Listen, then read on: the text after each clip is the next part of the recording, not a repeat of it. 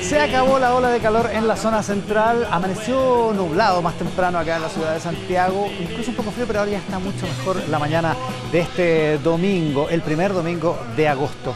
La crisis de los convenios ya va para los 2 meses y no se detiene, incluso ya toca la puerta del Ministerio de Hacienda, por lo que ahora luce como controvertidas decisiones en torno a los resguardos y controles de las transferencias de platas desde el Ejecutivo y los gobiernos regionales, donde surge la figura del Consejo de Auditoría del Estado. Sobre eso, sobre el estado de la reforma previsional, sobre su propuesta de pacto fiscal y sus relaciones con la oposición, vamos a hablar hoy con el ministro de Hacienda, Mario Marcel. También nuestra mesa de periodistas abordará los temas de la semana y hoy iniciamos el ciclo Conversaciones con la Historia, donde hablaremos con quienes han ocupado y ocupan hoy el sillón de la Presidencia de la República. Entrevistas no centradas en la coyuntura, sino en las lecciones que el país pudo aprender en los 50 años que median con el golpe de Estado del 73 y que desde La Moneda pudieron advertir quienes serán nuestros entrevistados en este ciclo que se inicia hoy con todos los expresidentes vivos y con el presidente Gabriel Boric al final del ciclo. Hoy partimos con el expresidente Eduardo Frei Ruiz-Tagle, este ciclo especial con el que Canal 13 quiere aportar a la reflexión nacional a 50 años del 11 de septiembre. Recordamos en esta partida que ha muerto el viernes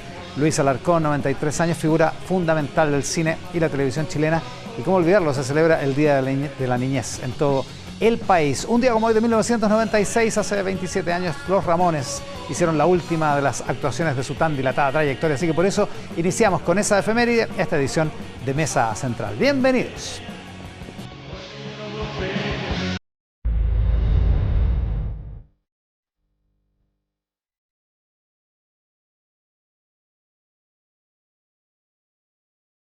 Eso que menos ves es lo que más cuidamos. Presenta Mesa Central.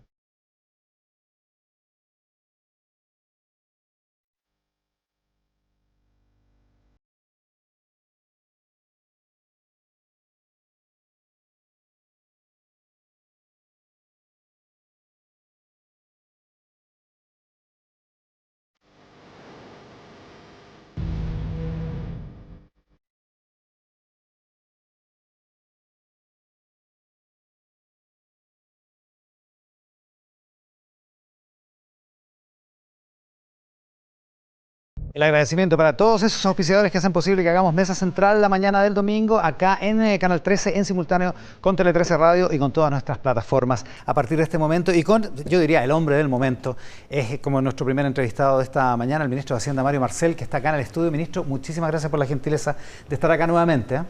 Muy buenos días, Iván, y un saludo a todos los televidentes, auditores, auditoras que están con nosotros esta mañana. Saludemos a los niños y niñas, ves que están de día. Además, el Día del Niño y además. la niña. Oiga, ¿está enojado todavía con el presidente de la CPC, con Ricardo Amedeo, no? No, con el presidente de la CPC la verdad es que hemos tenido harto diálogo, hemos tenido muchas conversaciones a lo largo de los últimos meses, algunas públicas, otras privadas. Otras institucionales, y la verdad es que creo que en general nos entendemos bastante bien. Ya está superado el incidente de sus declaraciones, porque él dice que le interpretaron mal sus palabras, pero fue bastante claro ese día. Sí. Respecto del ministro Jackson y todo eso. La verdad es que en esta época en que vivimos, en que uno está bajo constante asedio de pronunciarse sobre esto, sobre lo otro, a veces las cosas no se entienden bien, lo importante son los temas de fondo. Ya, está bien esa relación entonces. Sí. Oiga, es importante precisamente por el asunto del pacto fiscal. Primero, ¿cuánto de pacto tiene lo que ha presentado el gobierno como pacto fiscal? Me refiero a cuánto acuerdo hay y con quiénes. Claro, bueno, nosotros lo que hemos planteado es que hemos hecho una propuesta de pacto. Ya. ¿Ah?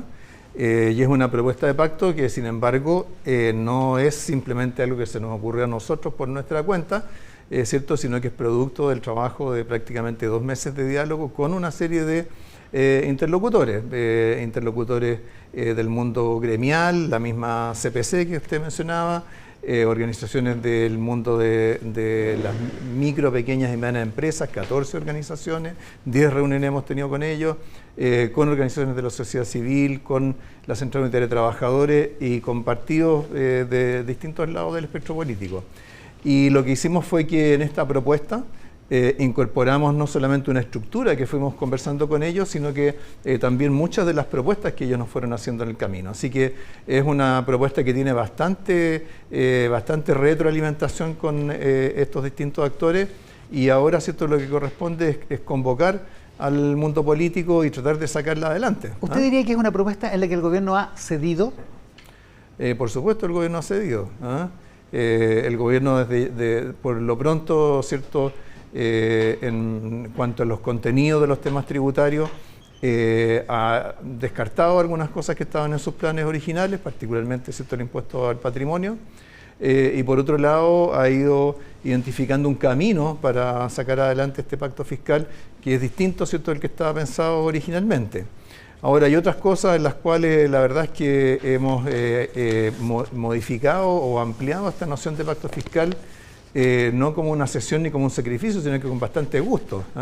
El hecho de haber incorporado, ¿cierto?, los temas de estímulo al crecimiento, de reforma del Estado, está dentro de lo que hemos estado trabajando ya desde hace varios meses y que habíamos venido planteando. Claro, como no es una concesión, digamos.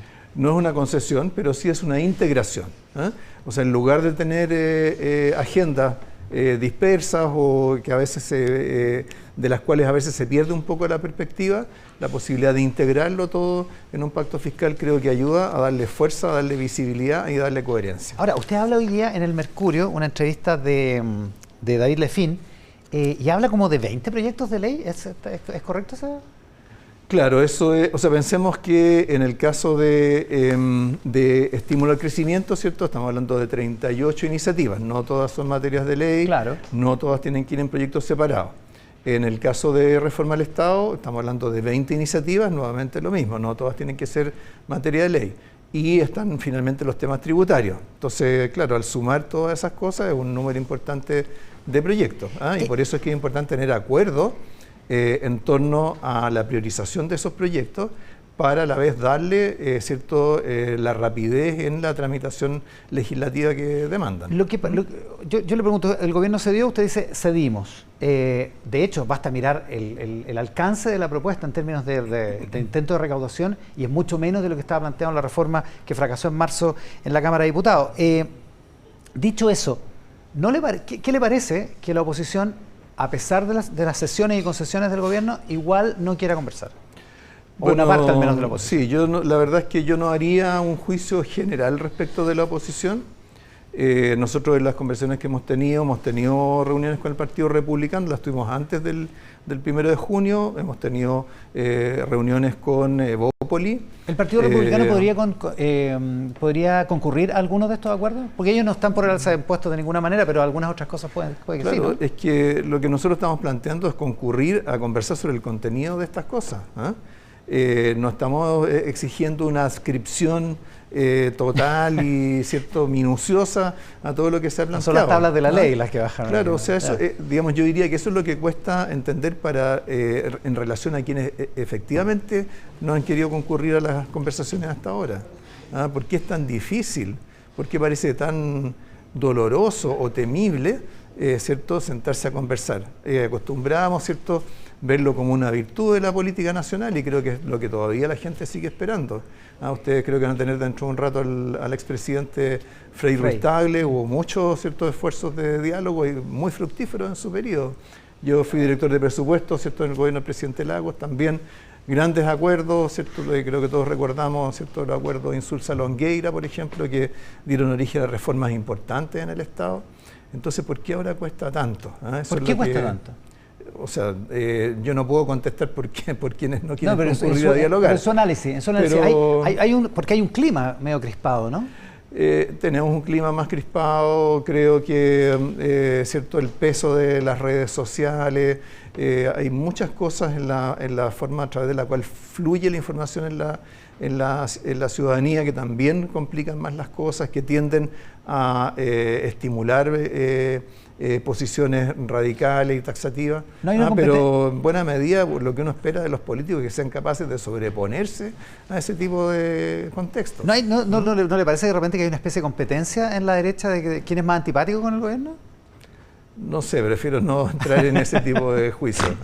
Lo que sí puedo decir es que Hemos tenido, creo que en estos días hemos tenido muchas reacciones positivas, algunas cautelosas, que es natural que sea así, ¿cierto? En la medida que hay mucho detalle que es necesario trabajar y nosotros estamos preparados para tener esa conversación. Ahora, como sea, ¿cuál es la estrategia entonces para negociar? Porque el clima es el que hay, las posiciones son las que están y es el punto de partida. ¿Cuál es la estrategia para negociar una propuesta como la que están haciendo? Bueno, la estrategia es, primero, ¿cierto?, tener claro si estamos de acuerdo con un pacto que tenga estas características, que tenga todos estos elementos. Principios, ¿cierto?, para un sistema tributario moderno para Chile, prioridades de gasto, impulso al crecimiento, reforma del Estado, modificaciones tributarias y un mecanismo para hacer seguimiento y rendición de cuentas de lo que se hace. Todas, y luego, todas al mismo tiempo, no puede ser, para usar una frase del presidente, no se puede ser cherry picking aquí. O sea, no se puede elegir, mire, queremos la ilusión y queremos el crecimiento, pero no queremos impuestos. Es que las cosas están interrelacionadas. O sea, si creemos que efectivamente tenemos que financiar cosas como el incremento de la PGU a 250.000 pesos, el costo fiscal que tienen otras medidas de la reforma previsional, reducir la lista de espera en los hospitales, aumentar significativamente la inversión en seguridad ciudadana, tener una sala cuna universal para todos, hijos de padres y madres trabajadores. Si creemos que hay que hacer todo eso, entonces tenemos que darnos cuenta que tenemos que movilizar recursos desde todas estas fuentes. Y por lo tanto hay que hacer todas estas 5 o 6 partes del pacto de la propuesta interrelacionadas, digamos. Son complementarias entre sí y en muchos casos se interrelacionan.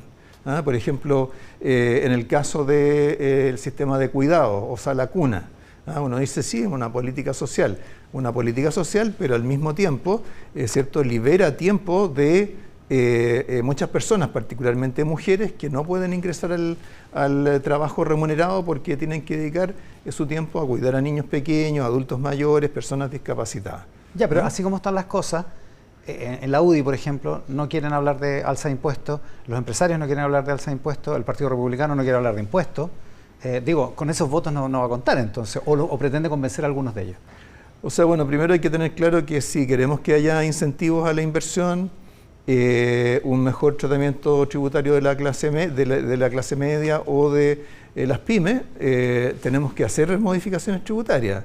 O sea, digamos, los economistas sabemos que los incentivos más poderosos para la inversión normalmente vienen del sistema tributario, entonces algo tenemos que hacer con el sistema tributario.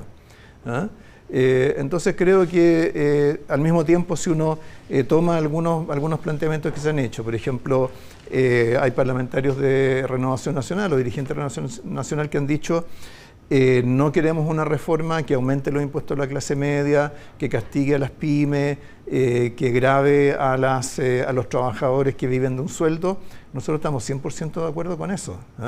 Nosotros no queremos una reforma tributaria que haga ese tipo de cosas. Y por eso la idea es mantener el sistema especial para las pymes, digamos, ¿no? O sea, la idea es fortalecer el sistema especial para las pymes. Por otra parte, por ejemplo, el senador Chaguán ha dicho no a reforma tributaria mientras no haya un sistema de trazabilidad del gasto.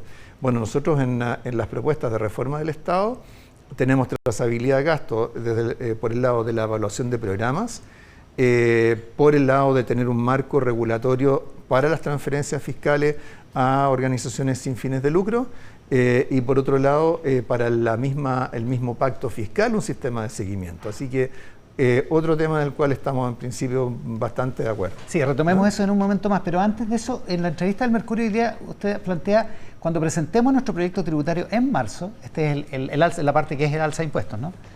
Lo más probable es que llevemos 6 meses de crecimiento. Esto es, supongo que es una respuesta a esta crítica de, en un momento de decrecimiento, en un momento de economía estancada, no se puede pretender aumentar los impuestos. ¿Qué ve usted para marzo en esos términos, en términos de crecimiento, que podrían permitir abordar o intentar un alza de impuestos? Sí, bueno, lo que es cierto, muchas de las preocupaciones o digamos, temores que tienen algunos actores políticos o económicos, es decir, cómo vamos a modificar los impuestos cuando la economía está débil. Bueno, la economía ha hecho el ajuste que tenía que hacer para bajar la inflación, pero ya en ese sentido ya estamos en buena medida, ¿cierto?, ya en un punto de inflexión, porque la inflación ya está en la mitad de donde estuvo en el punto más alto del ciclo. El Banco Central ya empezó el ciclo de bajas de tasas de interés. La bolsa ha estado creciendo significativamente. En la ceremonia de firma del proyecto de royalty minero, contamos que el catastro de la Corporación de Bienes de Capital tiene un incremento de 35% para el próximo quinquenio en proyectos de inversión respecto del anterior, el de marzo, y la mayoría son en minería. 7.500 millones de dólares adicionales de inversión, y vamos a tener más en proyectos de inversión de aquí a fin de año. O sea, por ese lado el país se está normalizando. El país se está normalizando, y entonces vamos a empezar a ver cifras positivas en términos de crecimiento anual. Es posible que en julio ya veamos un dato positivo, y durante el segundo semestre vamos a ver varios meses positivos, y la referencia que hago ahí en esa entrevista es que en marzo próximo vamos a tener 6 meses de cifras positivas continuadas. Entonces, claro, vamos a estar en otro escenario. Ahora, pero ese otro escenario, ¿da para un alza de impuestos? Ese otro escenario da para mirar para ampliar la mirada respecto de lo que hacemos en materia económica, no estar preocupados solo de la coyuntura. Y acordémonos siempre que los temas tributarios, las cosas no se legislan necesariamente para que se apliquen de inmediato. Fíjese que el ex ministro Ignacio Briones, por ejemplo, ha planteado la posibilidad de una introducción como condicionada de modificaciones tributarias. Ese es un tema interesante. De acuerdo al crecimiento. Claro, por ejemplo, uno podría tener una medida tributaria que está programada para entrar a regir una determinada fecha, pero donde, si no se han dado ciertas condiciones macroeconómicas, se pueda postergar un año, se pueda postergar de tal manera de esperar un escenario más favorable. Entonces, todas esas cosas son conversables. ¿Usted está abierto a ese tipo de conversación? Sí, y para hacerlo, nosotros ya esta semana vamos a tener un primer encuentro con los partidos políticos. Eso ya lo estamos coordinando para esta semana. ¿Incluyendo a la oposición? Con todos los partidos políticos. Todos los que quieran sentarse, porque la UDI va a ir. No sé, pues eso ya lo veremos. Veremos el día que lleguen, si es que llegan. Así es. No, pero no ha hablado con nadie, ¿la UDI en serio? Sí, uno habla, por supuesto, pero lo que pasa es que a veces las cosas que se hablan en los pasillos, en privado, son distintas de las que se dicen en público. Pero si al final lo que ha conversado con la gente de la UDI, ¿usted cree que van a ir esta semana o...? Prefiero no hacer una apuesta. No apostaría en eso. Bueno, yo tampoco apostaría. ¿Para qué le voy a mentir? Oiga, ¿para qué vamos a hacer apuestas? Mejor veamos qué es lo que pasa. Hagamos cosas más concretas. Oiga, usted dice, tenemos en la propuesta de pacto fiscal una trazabilidad mejor, una pesquisa mejor de la trazabilidad de los fondos, particularmente por el tema fundaciones, y hace una alusión implícita al escándalo que lleva ya más de 50 días y donde ahora los ojos se han vuelto sobre la directora de presupuestos, Javiera Martínez, que depende de su ministerio, por 2 razones. Una, por un cambio de criterio en el Consejo de Auditoría del Estado, donde la directora de presupuestos es miembro, y 2, porque en la discusión presupuestaria del año pasado se aprobó por iniciativa del gobierno una flexibilización presupuestaria que le permitió a los gobiernos regionales tener, qué sé yo, más literalmente flexibilidad para otorgar recursos, cuestión que a la vista de los hechos parece que ninguna de las dos cosas fue buena idea, digamos. Yo creo que es bueno que lo plantee desde la perspectiva de los hechos. A ver. Porque las modificaciones en la ley de presupuesto para el 2023, que básicamente tenían por objetivo incrementar la capacidad ejecutora de los gobiernos regionales, son posteriores a los casos que se están investigando. O sea, difícilmente uno podría decir que las modificaciones del presupuesto del 2023 son responsables de cosas que ocurrieron en el 2022.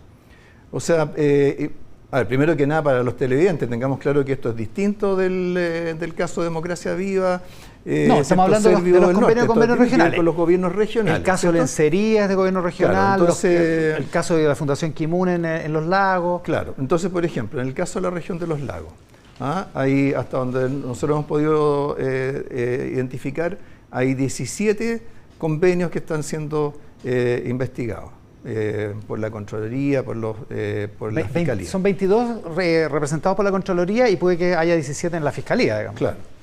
Bueno, de todos ellos hay solamente uno que es del año 2023 y por 107.000 pesos. 107.000 pesos. 107.000 pesos. No 107 millones. 107.000 pesos. O sea, todo lo que se hizo mal en el gobierno de los lagos se hizo con los criterios que eran de ese momento y con otro y sin la flexibilización. Con los criterios anteriores a la ley de presupuesto del 2023. Hay casos del 2021, hay casos del 2022. Ahora, ¿qué tiene que ver esto con las modificaciones que se hicieron en el presupuesto? Nosotros lo que vimos durante el 2022 era que los gobiernos regionales estaban extraordinariamente constreñidos en términos de su capacidad para ejecutar su presupuesto. ¿Ya? ¿Qué significa para ejecutar su presupuesto? Significa que no tenían, por ejemplo, unidades ejecutoras para organizar una licitación. ¿Ya? Entonces, todo tenían que hacerlo por convenios con instituciones públicas o con instituciones privadas. Y como sabemos, ¿cierto?, la facultad para hacer convenios con instituciones privadas se había ido modificando y ampliando en años anteriores. Entonces, en el fondo, el cúmulo de restricciones que en otros ámbitos tenían los gobiernos regionales para ejecutar sus presupuestos, sus proyectos, terminaban en una presión para terminar ejecutándolos a través de convenios con instituciones privadas, sin fines de lucro. Y lo que se hizo en el proyecto de presupuesto del 2023, la ley de presupuesto del 2023, fue ampliar su capacidad ejecutora, darle los recursos necesarios, igualar las condiciones con el resto del sector público, generar una mayor facilidad para actuar mediante convenios con instituciones públicas y como resultado de eso, Iván, la proporción de transferencias de capital que se ejecutaron o que se han ejecutado a través de fundaciones y ONG bajó de más del 60% o de cerca del 60% en el 2022 a menos del 20% en el primer semestre de este año. Ya, o sea, se restringió ese mecanismo, esa manera de ejecutar plata, de ejecutar presupuesto, digamos. Es que en el tema de la descentralización uno tiene que pensar que no solamente las cosas dependen de las restricciones, también tienen que ver con las facultades y capacidades que los gobiernos regionales puedan desarrollar. Lo que resulta medio contraintuitivo, ministro, tomando en consideración, qué sé yo, el caso de Lencerías, por ejemplo. Es contraintuitivo a lo mejor para algunos, pero totalmente consistente con la realidad. O sea, creo que, por supuesto, hay parlamentarios que han estado planteando este tema, algunos de ellos preocupados por resolver los problemas. Algunos lo plantearon durante la discusión presupuestaria del 2022, digamos. Exactamente, Iván. Y mire, a propósito de esto, el senador Espinosa, por ejemplo, ha hecho referencia uno de los casos. A conversaciones que tuvo conmigo. Yo me acuerdo perfectamente. Como él bien dijo en una entrevista, fueron conversaciones de pasillo. Pero no por ser conversaciones de pasillo pasaron inadvertidas. ¿Y qué le dijimos nosotros al senador Espinosa y otros parlamentarios en aquel momento? Que muchos de estos problemas los íbamos a resolver en el proyecto de ley de rentas regionales, ¿ya? Y ese proyecto se ingresó este año. Y fíjese lo que hace ese proyecto.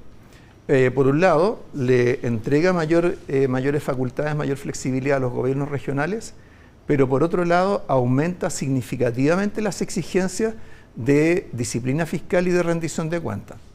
Ese proyecto de ley lo que contempla es que los gobiernos regionales tienen que hacer una programación financiera a mediano plazo, tienen que cumplir con reglas fiscales. Y si tienen problemas, deficiencias en su gestión financiera, en primer lugar, se les pueden restringir las transferencias del gobierno central. En segundo lugar, se les puede exigir un plan de normalización. Tercero, si no generan un plan de normalización o no lo cumplen, el gobierno regional puede ser intervenido por el gobierno central. Y más aún, el gobernador o gobernadora puede ser destituido de su cargo por una mala gestión financiera. Ese es el futuro por la ley de rentas regionales. Ninguna de esas cuatro cosas existen hoy día, ni para jefes de servicio, ni para alcaldes, ni para gobernadores. Entonces, las preocupaciones que tenían los parlamentarios respecto de esta liberalidad en el manejo de las transferencias no se resuelve solo con controles, se resuelve con mayor responsabilidad y mecanismos para que se ejerza esa responsabilidad. Todo eso está en el proyecto de regiones más fuertes o rentas regionales. Ahora, entonces, la directora de presupuestos, Javiera Martínez, hizo lo correcto cuando flexibilizó el manejo de los gobiernos regionales, en su opinión.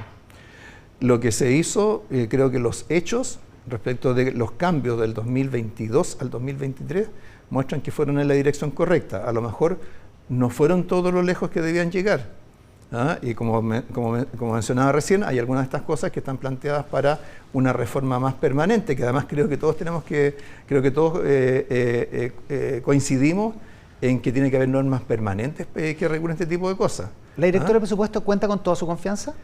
Mire, la directora de presupuestos, Javiera Martínez, en mi opinión, yo que he conocido a todos los directores de presupuesto desde la vuelta a la democracia, es probablemente la mejor directora de presupuesto que hemos tenido, por su conocimiento, por su dedicación y por su honradez.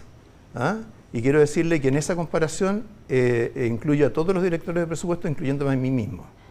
Entonces, creo que cometemos un error muy serio cuando en presencia de una irregularidad, en lugar de preocuparnos por quienes cometen la irregularidad, quienes son directamente responsables de lo mismo, empezamos a buscar a otras autoridades simplemente porque, en fin, porque son más visibles o porque tienen una militancia política, en fin. O sea, creo que es una mala señal que le damos al país.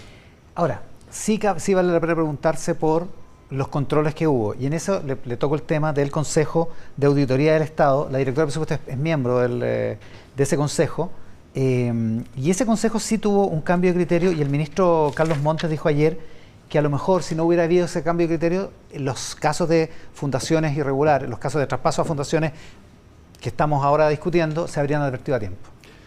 Bueno, ese consejo, hace poco la directora del Consejo de Auditoría Interna General de Gobierno emitió una declaración que dice que en realidad esas decisiones no fueron del Consejo, sino que fueron de ella. Daniela Caldana. De hecho, el Consejo no se ha reunido, y eso tiene que ver con un planteamiento que yo hice hace un tiempo atrás.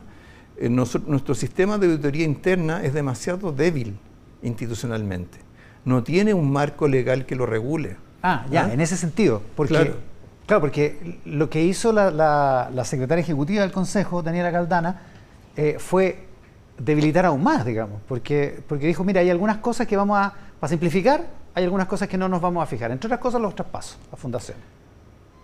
Sí, en esa declaración se hace referencia a cuál es el tipo de información que no se incluyó, si acaso habría permitido o no detectar situaciones. Que una información contable, sí, por eso pero lo que resulta confuso es lo del ministro Montes, porque el ministro Montes dice, mire, yo no soy experto en esto, pero los expertos que he consultado me dicen que esto se podría haber detectado si es que hubiera sido así. Y ex autoridades de la Secretaría General de la Presidencia también dicen que podría haberse detectado si es que no hubiera habido esa flexibilización. O sea, yo creo que con un sistema de auditoría interna más fuerte, más institucionalizado, con un trabajo más regular, por supuesto que hay muchas cosas que podrían andar mejor.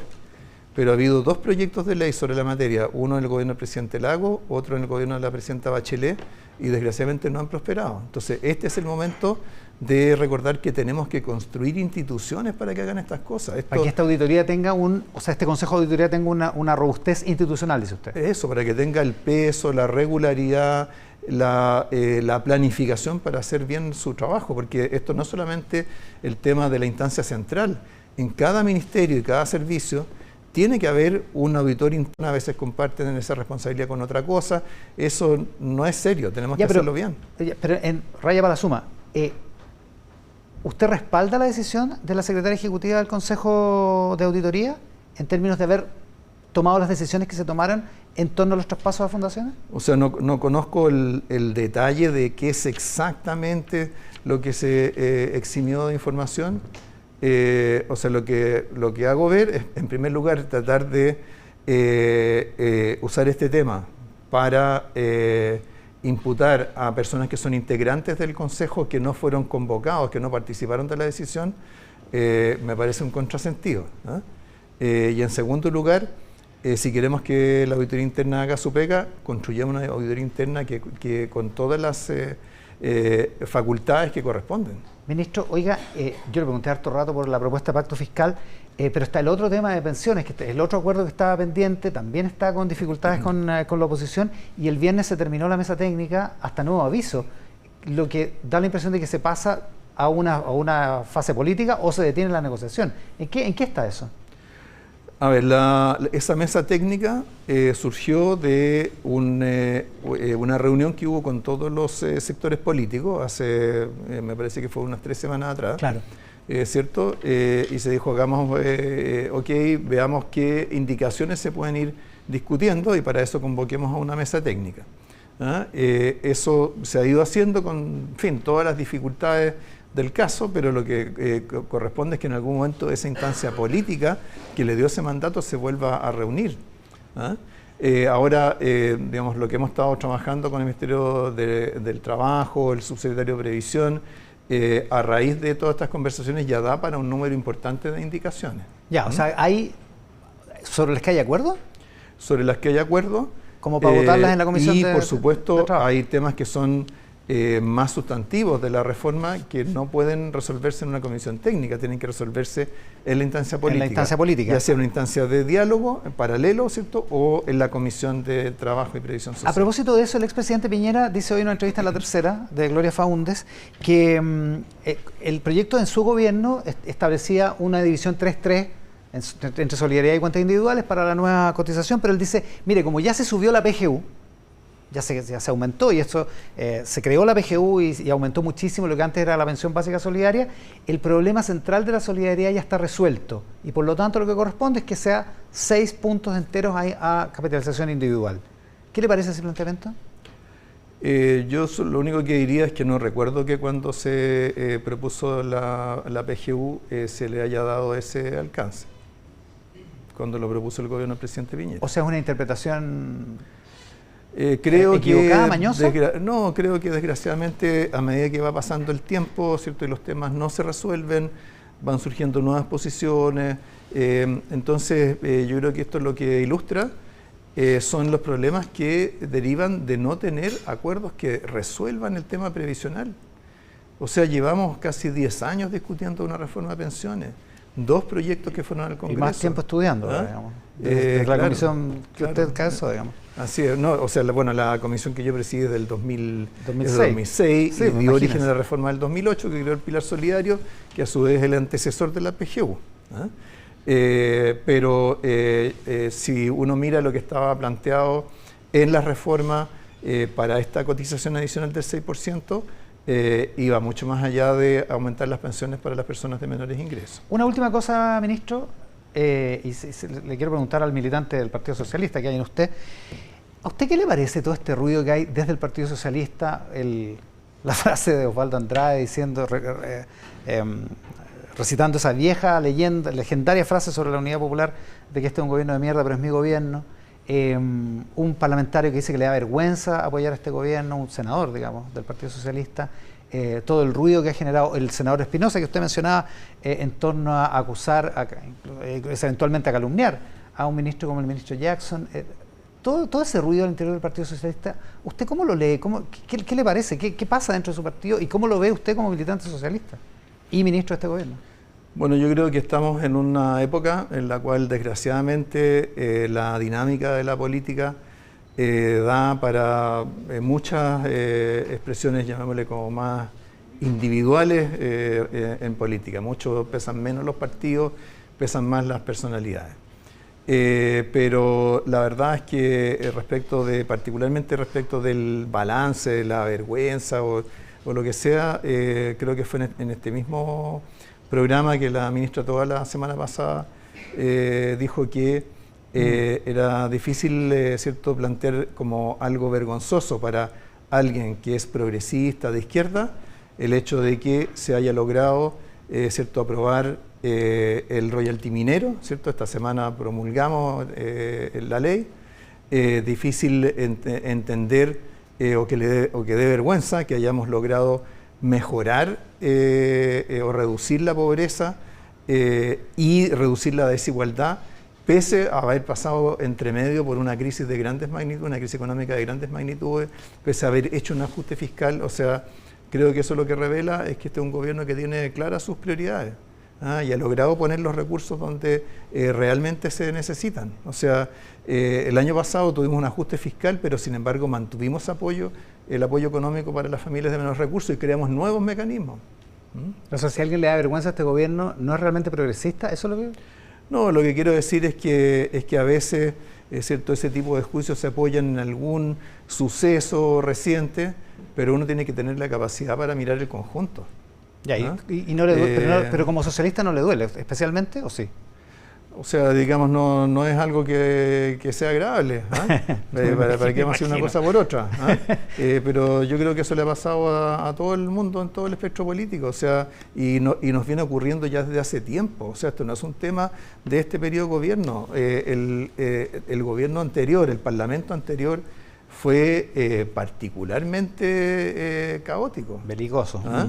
Ministro, muchísimas gracias por la gentileza de estar hoy día. Muy bien. El ministro de Hacienda, Mario Marcel, esta mañana acá en Mesa Central, en Canal 13, en todas nuestras plataformas, en simultáneo con Tele 13 Radio y también con nuestros auspiciadores, a quienes por supuesto les agradecemos la confianza. En ISA Intervial trabajan para conectar a millones de personas las 24 horas del día y los 7 días de la semana, operando carreteras que nos unen como país. ISA Intervial, conexiones que inspiran. A la vuelta de la pausa, con Angélica Bulnes y Claudia Álamo, la mesa de periodistas acá en Mesa Central.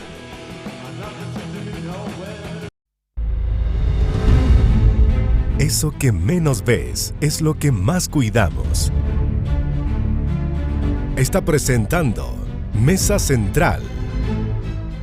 Hola, quizás nos has visto.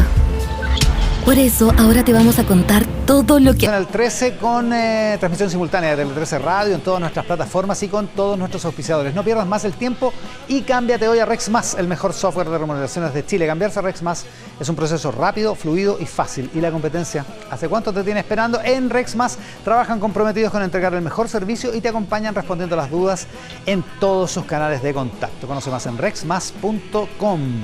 Nuestra mesa de periodistas hoy con Angélica Bulnes. ¿Cómo estás, Coneja? Buenos días. Buenos días. Con Claudia Álamo. ¿Cómo estás, Claudia? Buenos días. ¿Qué tal? días. Muy buen día. ¿Cómo ¿De qué vamos a hablar, Claudia Álamo? Vamos a hablar de... A ver, es raro porque esto tiene muchos frentes, entonces vamos a hablar del gobierno en fuego cruzado.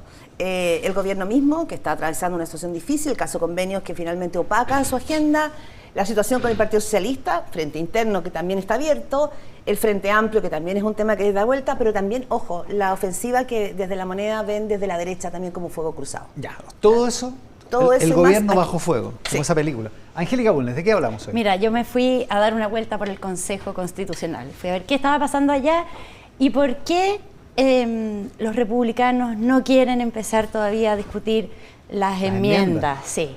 Hay poco plazo, pero sí, ¿por qué no quieren discutir? Yo sé que este tema no sube precisamente el rating, pero quédense, porque hay unos datos interesantes. Ya, esa es la apuesta. Vamos a ver. Ya, pero vamos a partir. Vamos a ver, no es por desconfianza. No, por supuesto. Pero vamos a partir, es por la pauta, no vamos a partir con la Claudia. Ya. Claudia Álamo, el gobierno bajo fuego cruzado. Fuego cruzado. Voy a partir primero con una premisa que logré detectar en algunos sectores del oficialismo, de que ha sido delicado para el gobierno, a pesar del discurso oficial, de que el ministro de Justicia haya señalado aquí el domingo pasado que habían casos de corrupción. Claro. Eso para muchos significó volver el conflicto a la moneda. O sea, aquí el gran momento en el caso convenios, fundaciones, fue sacar eso de la moneda. En algún minuto se culpó, ¿no es cierto?, que el presidente de Revolución Democrática, Juan Ignacio Torres, había llevado el conflicto a la moneda cuando apuntó a Carlos Montes de esto cuando recién comienza. Claro. Ya 2 meses. Es como si hubiera sido hace 2 años. Vida. Pero sí, 2 meses. Apenas 2 meses. ¿Y por qué hago este punto? Porque finalmente esto significa que también hay una constatación en algunos sectores del oficialismo de que la situación cambió. La situación cambió y aquí hay un problema mayor que va a requerir respuestas mayores. Al poner la palabra corrupción como un paraguas respecto a lo que se está viviendo, implica también entender algo que en el Partido Socialista detecté, que es como una cierta confusión. Es decir, aquí se abre finalmente un forado, lo decía un poco también el ministro Mario Marcel, se lo preguntabas tú, acá ahora no es solamente la Fundación Democracia Viva, tenemos una situación en los gobiernos regionales que promete ser muy compleja también. Súper complicada, cada vez más enredada. Y cada vez más enredada.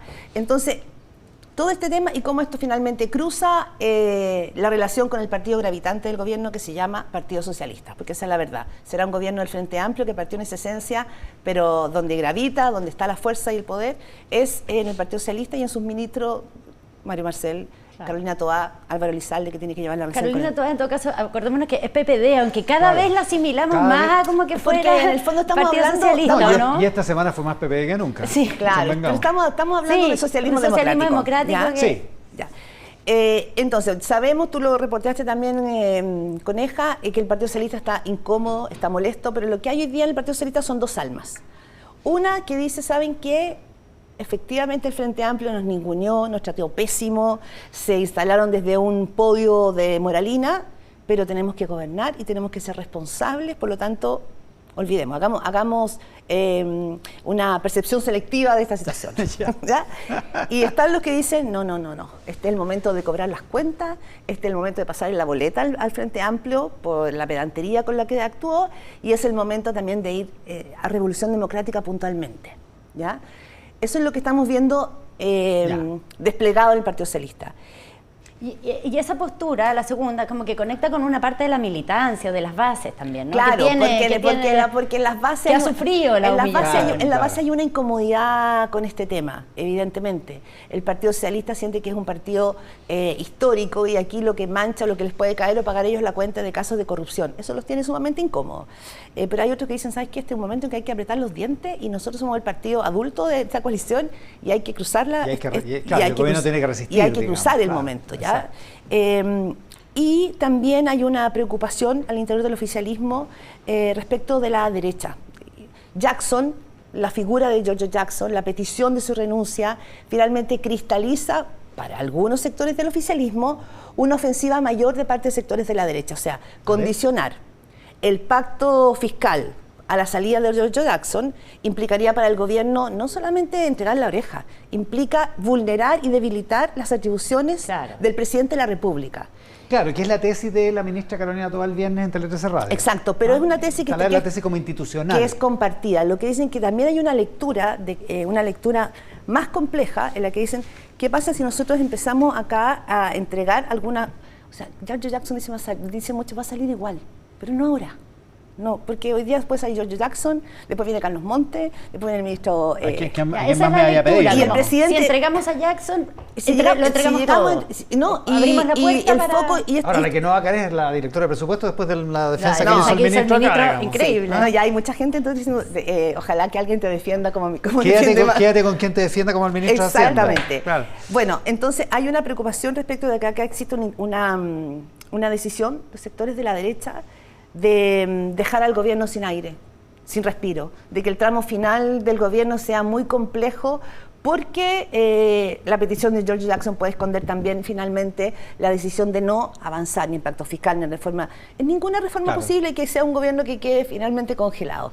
Hay una preocupación, por eso digo, o sea, gobierno, que hagas el sacrificio y no ganes nada. Y no ganes nada. Y te dicen, a problemas mayores, respuestas mayores. Dicen, bueno, ¿cómo qué? ¿Cambio de gabinete? Me dicen, probablemente cambio de gabinete no. Es lo que se vio el viernes en Cerro Castillo. Recordemos que hubo una reunión ampliada en Cerro Castillo y el viernes hubo la reunión del comité político más pequeñito, donde se pusieron sobre la mesa cómo van a... Una jornada. ¿Cómo van a navegar? Era muy privada. Muy privada. Se filtró todo. Claro, la ministra lo confirmó en Tele 13 Radio. Iba a ser muy privada. Pero la ministra dijo en la mañana. Claro, pero era una reunión muy privada. Y ahí se supo. Bueno, se vio en ese encuentro como qué pauta bajar, de qué manera afrontar los próximos 6 meses. ¿Por qué? Porque hay senadores del Partido Socialista que te dicen lo que no sucede entre agosto y septiembre ya no sucedió. Es decir, los acuerdos que no se logren entre agosto y septiembre ya no sucedieron. Y el gobierno probablemente podría terminar en ese caso hasta el riesgo sin nada en la mano. Entonces, esa es la preocupación, por eso digo bajo fuego cruzado. Tiene el frente interno, porque el caso convenio es lo que te dicen en el gobierno. Esto ya se fue de las manos, o sea, ya no sabemos qué más viene, entonces te dice, ya, y ahí entro, quizás estoy dispersa. Pero solo una postilla, pero es cierto que están los acuerdos, los grandes acuerdos, fiscal, pensiones, pero además vaya a tener una tramitación de la ley de presupuesto después de septiembre, por eso me acordé, la tramitación de la ley de presupuesto va a ser infernal este año. Lo tengo acá como tema, porque en el fondo lo que está diciendo, sobre todo frente a un partido socialista que dice el gobierno no está haciendo nada, algunos ministros socialistas le han hecho ver al partido y decirle, a ver, no seamos cortos de memoria. Lo que significó el caso Mobgate para el gobierno de Ricardo Lagos lo acompañó durante todo su gobierno. Incluso el caso Cabal, siendo de naturaleza muy distinta, acompañó a Chile todo su gobierno. Claro. De hecho, se resolvió hace 2 semanas. Hace 2 semanas, claro. Tal cual. Entonces dicen, hay que asumir que este tema va a acompañar al gobierno hasta el final. Este no es un tema que se va a resolver con una fórmula mágica. Claro, pero el PS quiere, por otro lado, o parte del PS quiere una medida como una señal a la ciudadanía. Para que políticamente se pueda pasar a otra cosa. Exactamente, eso, claro. Y una medida que parezca adelantada y no que termine saliendo la subsecretaria de Seremi después de que como que va incrementando la presión, sino que... Pero un sector del Partido Socialista. Un sector, es un sector. Una parte, claro. Porque traté de hablar con otros senadores que no están muy de acuerdo con eso. Creen que aquí lo que hay que hacer es, como decía recién, apretar los dientes y hacer resistir. Aguantar el chaparro. Exactamente. Como el dúo dinámico, resistir. Entonces se dice, con cambio de gabinete, mañana, como se espera, no, porque finalmente la presión es tanta que tampoco el gobierno se puede ver más débil de lo que ya está. Oye, pero ¿andan los rumores? Sí. Porque viste que suspendieron el Consejo de Gabinete porque iban a hacer esta jornada secreta. Y empezaron los rumores, vuelta a andar todo el mundo vuelto loco con los rumores. Y ya no es Jackson solamente, o sea que ya es un ramillete, es un ramillete. Ya, espera, volviendo. Ya, en el diseño para la moneda, como digo, para sacar a la moneda del conflicto, que ya falló, viene, por ejemplo, algunas decisiones que no... Dicen, hay una estrategia en curso, no te la puedo contar porque si no deja de ser estrategia, así que no sé bien, me decían claro, así, tiene sentido, pero sí hay algunas salidas, lo que les digo, tratar de sacar el conflicto de la moneda. 2, hay planes de adelantar los resultados de la comisión. Hay una comisión que estudia estrategias de probidad del Estado, ¿ya? Que se armó en los tiempos de cuando George Jackson era ministro secretario general de la presidencia. Ya. Es un espacio que hace rato que está trabajando. ¿No es la comisión Jara Quemada que se armó? No es la comisión de expertos. Esa de ahora, claro, es otra, no es anterior. la comisión, es una anterior, Ya. que era de probidad. Adelantar los resultados de ese trabajo, que ya lleva y tiene trabajo en terreno y poblacional también. Los resultados de la comisión de expertos también salen ahora a fines de agosto. Ya. Entonces, armar algo por ahí. Y una tercera pata sería revisar todas las glosas del presupuesto del próximo año, porque hay 2.600 glosas que van a tener que ser discutidas justamente con esto que en el gobierno tienden a llamar la brecha de la vulnerabilidad. O sea, todo el caso convenio, todo esto que está viendo entra en el lugar que es esa pequeña fisura por la que entra. 2.600 glosas. Son las que se tienen que revisar en el Congreso. Y la oposición se te puede poner... Exactamente. Difícil, Súper por difícil. decirlo de una manera.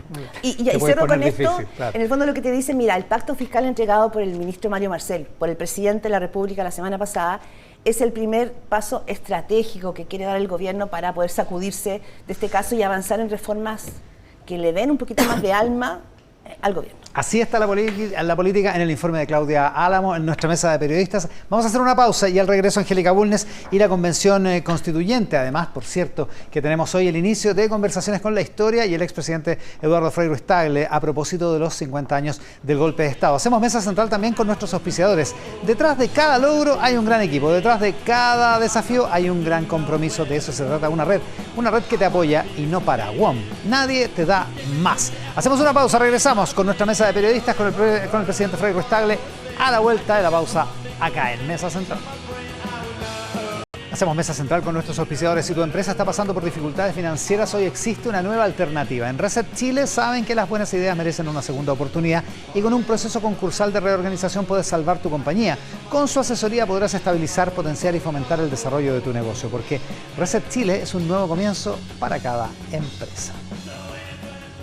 Hacemos Mesa Central acá en el 13, en simultáneo con Tele 13 Radio. Ya luego comienza el ciclo de conversaciones con la historia aquí en el 13 en Mesa Central. Y estamos en nuestra mesa de periodistas con Claudia Álamo y con Angélica Bulnes, con quien dejamos pendiente el tema de la convención y de por qué ha habido un tanto ruido con el comienzo de la discusión de las enmiendas que presentaron, particularmente en número de 400, los consejeros republicanos. Bueno, mira, esta semana expuso en la Comisión de Sistema Político del Consejo Constitucional el expresidente Lagos. Fue el jueves y defendió el anteproyecto bien decididamente y además criticó varias de las enmiendas que presentaron los republicanos. Dijo que le preocupaban varias.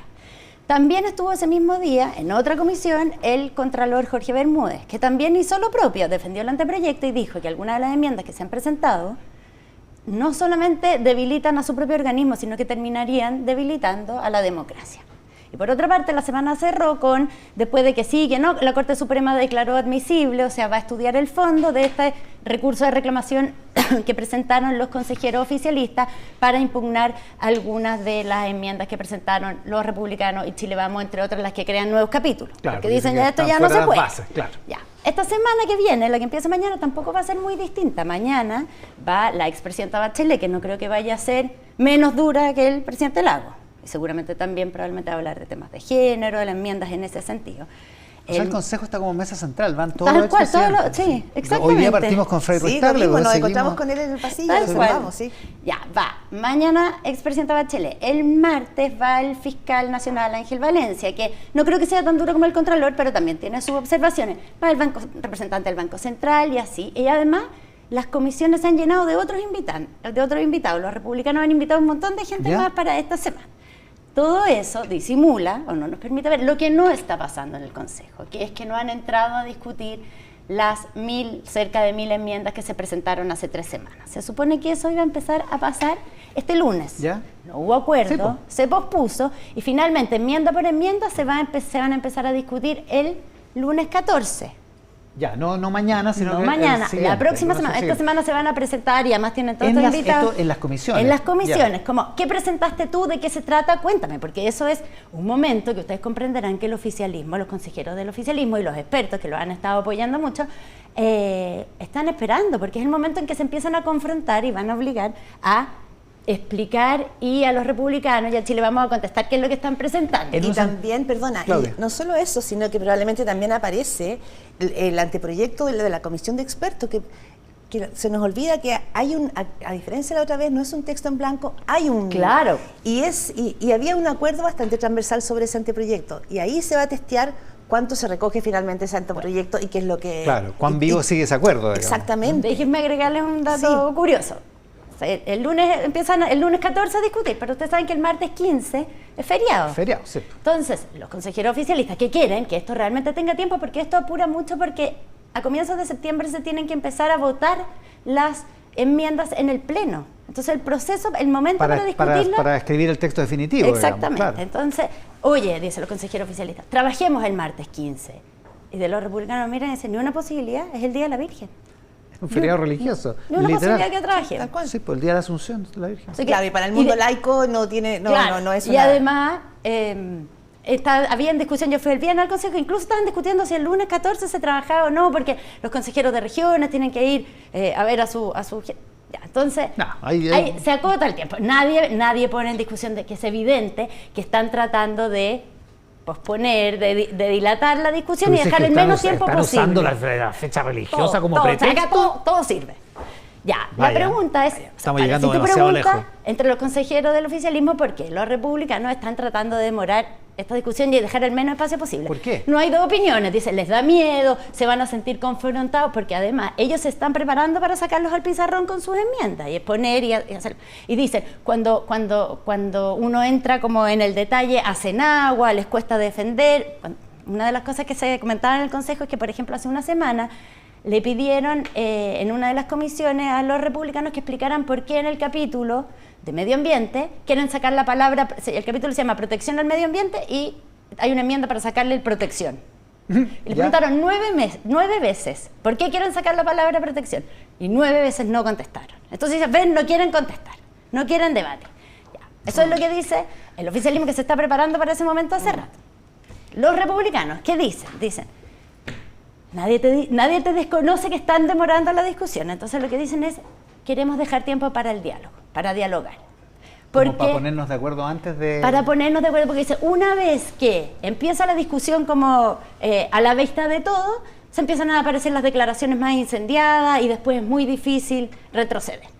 Eso es lo que pasa en el Congreso. Lo mismo que te decía el ministro Marcel acá, que cuando una cosa es lo que te dicen en privado, en los pasillos, después cuando la gente sale a hablar, dice otras cosas. Entonces dice, no queremos entrar en ese momento porque se va a empezar a incendiar la pradera. Ya. Dejemos espacio para el diálogo. Ahora uno se pregunta, ¿diálogo con quién?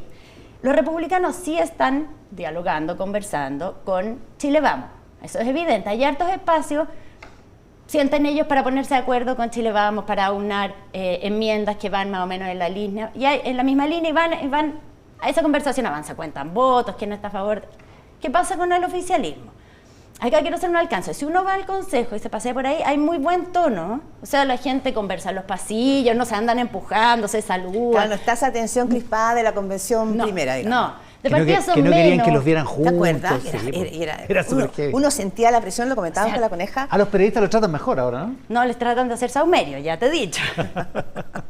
Bueno, además hay mucho menos periodistas. Además. Hay Porque poquitos hay menos periodistas atención. ahí viendo el proceso porque hay menos interés en la ciudadanía en general. Entonces, pero hay buen ambiente, se saludan, uno puede ver conversando a un consejero de un partido y de la derecha y de la izquierda, en eso no hay problema. Pero que haya diálogo real entre los consejeros republicanos y, por ejemplo, del oficialismo, a mí me pareció que no. Los republicanos tienen una apuesta, que es que ellos podrían hacer como negociar ciertas cosas, por ejemplo, temas como la paridad, podrían entregar esas cosas, ponerse de acuerdo con el consejero del Partido Socialista. Entonces, les pidieron de hecho una reunión y les propusieron, pongámonos de acuerdo. Negociemos, y los consejeros socialistas les dijeron, paren, o sea, ¿en qué dimensión creen ustedes que nosotros nos vamos a descolgar del resto de los consejeros del Frente Amplio, del Partido Comunista, para negociar solos con ustedes? Entonces, lo que me decían a mí en el oficialismo es, nosotros somos la minoría, lo único que tenemos es que estamos unidos, Claro. que actuamos unidos. O sea, si no vamos se a desgajan, pierden. Claro. Tengo una consulta, Angélica, Sí. porque tú arrancaste con eso, las declaraciones del presidente Ricardo Lagos Escobar, que sí fue un factotum al final de la primera Fue convención súper constitucional. importante Fue un cuando él factotum dijo, no estoy de acuerdo. y movió todo el tablero. ¿Será gravitante cuando dice y advierte el jueves y dice, aquí hay algo que tenemos que ser sumamente cuidadosos, puede haber, no lo dice así, pero en el fondo lo que nos plantea es que puede haber una regresión, que hay que cuidar la diversidad de la sociedad chilena? Te voy a decir, para los hizo eco. republicanos no, yo te voy a decir por qué, porque acá está la tercera razón por la que los republicanos están demorando la discusión. Los republicanos empezaron el viernes a hacer una campaña, se llama Te quiero La Chile. vi. Es una campaña, un video que es como el tráiler de lo que viene, ¿Ya? en que defienden sus enmiendas. Todo esto tiene que ver con las encuestas. Los republicanos dicen, mira, aparecen las encuestas y va pasando el tiempo y el acuerdo de los expertos no logró convencer a la gente porque el interés y la intención de voto apruebo ya sigue decayendo. Sigue decayendo, claro. Entonces dicen, el acuerdo de los expertos no convenció a nadie, tenemos que nosotros salir a convencer, nosotros salir a movilizar a nuestras bases que no están tan interesadas, incluso las propias, vamos a hacer una campaña de defensa de nuestras propias enmiendas. Porque esas son las que van a encender un poco el ánimo. Porque esas Claro. son las que conectan con la ciudadanía. Y el martes va a haber, creo que va a ser el martes, un hito con todos los consejeros republicanos, va a haber, José Antonio Caz va a empezar una gira, pero lo que es más interesante, ellos dicen, esta cosa de un acuerdo de todas las manos tomadas no sirve. La gente en estos tiempos vota en contra de algo, ¿ya? Entonces tenemos que iniciar como una política más adversarial. Y si, por ejemplo, el presidente, mañana la presidenta Bachelet critica lo que nosotros estamos haciendo en nuestra enmienda, para nosotros mejor. Si el presidente Boric lo hace, mejor también, porque se empieza a establece esta cosa verse como adversarial. una contraparte. Vamos a ver cómo Vamos sigue a ver eso. qué pasa. Con Angélica Interesante seguir Bulnes. la pista, muy interesante seguir esa pista. Sí, exactamente, porque va a ser un parte del factor. futuro del segundo semestre, sin duda. Exactamente, sí. Con Claudia Álamo, con Angélica Bulnes en la mesa de periodistas de hoy. Muchas gracias, Angélica. Muchas gracias, Claudia. Que tengan Gracias, un buen buenos días. Resto Gracias. domingo con nuestros Día del ofici- Niño. Día de la Niñez, exactamente, Claudia Álamo. Felicidades. Sí. Ya. También para ti. En Toyota, el camino a la carbono neutralidad no se detiene. Es por eso que Toyota hace más de 20 años junto con sus autos eléctricos, híbridos, autorrecargables, son parte de la solución y ya han acelerado el cambio, disminuyendo miles de toneladas de dióxido de carbono y ahorrando millones de litros de combustible. Toyota Don't Stop, el camino a la carbono neutralidad no se detiene. Al regreso de la pausa comenzamos con el ciclo de conversaciones con la historia con el expresidente Eduardo Frei Ruiz-Tagle aquí en Mesa Central. Bien, con nuestros auspiciadores aquí en el 13, gestionar tus propiedades es un estrés. En Tattersall, la administración de propiedades, se hacen cargo de todo para que tú no te preocupes de nada. Eligen el arrendatario perfecto, se encargan del mantenimiento de las cuentas, los servicios y hasta financian las reparaciones para que tu propiedad esté siempre como nueva. Infórmate llamando al 800-378-700 o en la web tattersallap.cl y olvídate.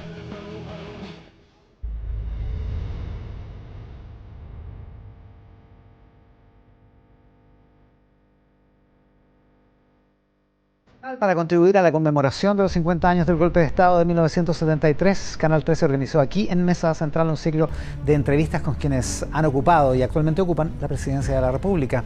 El ciclo Conversaciones con la Historia es entonces una serie de 5 entrevistas que comenzamos hoy y que no son entrevistas de coyuntura. Esa es la proposición para todos nuestros entrevistados. Queremos hablar de lo que pasó, de cómo vivieron lo que ocurrió hace medio siglo y de cómo leen aquello y el futuro del país después de 50 años. Ese es el proyecto que iniciamos hoy con el expresidente Eduardo Frei Ruiz-Tagle aquí en Canal 13. Presidente Frei, bienvenido, un gusto tenerlo acá, inaugurando también este ciclo. Muchas gracias. Buena partida. Buena partida, muchas gracias. Oiga, a ver, ¿dónde estaba usted? ¿Cómo recuerda? Estaba recién casado el 11 de septiembre del 73. Lleva algunos años casado. Algunos añitos ya tenía 2 hijas ya, de las 4. La verdad es que... No vamos a mencionar más eso por la edad y todo. Sí, porque no le gustan son muchos años sí. Y muchas canas. Ya, pesar de que tú tienes más canas que yo. Efectivamente, pero para que vea usted, pues, presidente, ¿no? Yo estaba trabajando en mi empresa. ¿Ya? Yo entré a Cito Copper cuando volví de Italia. Yo me casé, me fui, me recibí de ingeniero. Tuvimos casi 3 años con mi señora en Italia. Ahí aprendí el tema de las concesiones que se estaban haciendo en Italia. Nunca me olvidé y por eso lo hice. Y llegué y entré a Cito Copper y inmediatamente me querían mandar a una gran faena, pero yo le dije, espérense que mi papá termine la presidencia porque va a ser complicado. Bueno. ¿Yeah? Así que a comienzos del 73 me fui a ¿cómo se llama? A comienzos del 70 me ¿Yeah? fui a vivir a Rengo y viví prácticamente hasta agosto del 73. O sea, todo ese tiempo lo pasé. Todo ese periodo lo pasó en Rengo. Todo ese periodo lo pasé en Rengo. Venía lógicamente, habitualmente a Santiago, a la oficina. Teníamos reuniones los lunes y venía a ver a la familia, a mi padre, a mi madre, a mi hermano. Y así que fue... Yo en esa época era un ingeniero, yo me dedicaba a mi ingeniería, después que volví a Italia, yo fui ingeniero durante 20 años.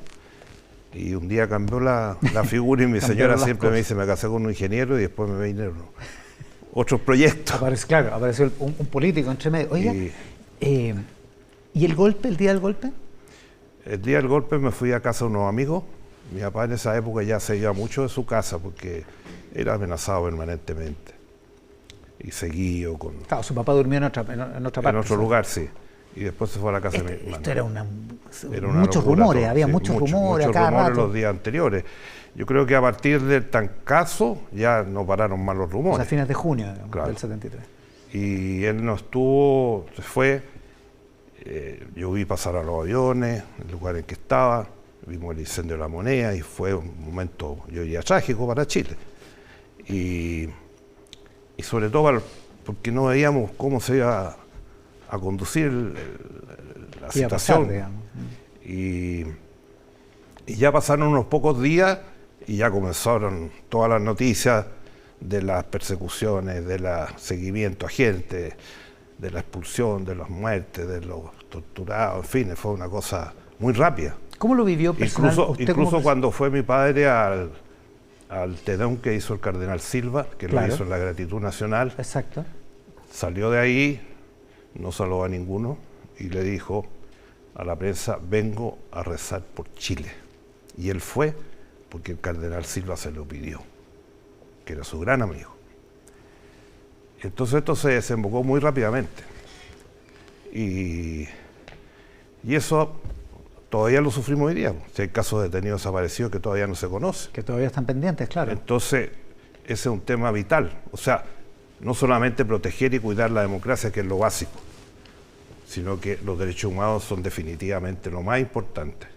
Y lo que peor sufrió este país, como nunca en su historia. Chile nunca tuvo un gobierno de este tipo en toda su historia y por lo tanto nuestra misión cuando retornamos a la democracia fue cuidar la democracia, hacer un esfuerzo como país para renovar las instituciones, para crecer, para desarrollarnos, para mirar el futuro que era tan importante en ese momento. Es interesante que lo plantee porque llamó mucho la atención su frase del miércoles, me parece, en Clapes, en la Universidad Católica.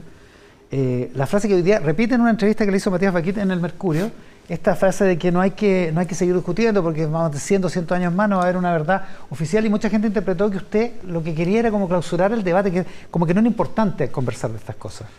Bueno, siempre cada uno dice lo que se le antoja. Esa es la realidad, y por eso lo que dije al final se cumplió rotundamente, porque al día siguiente todos opinaban, a favor, Era una batalla, sí, porque usted está diciendo peleamos por todo.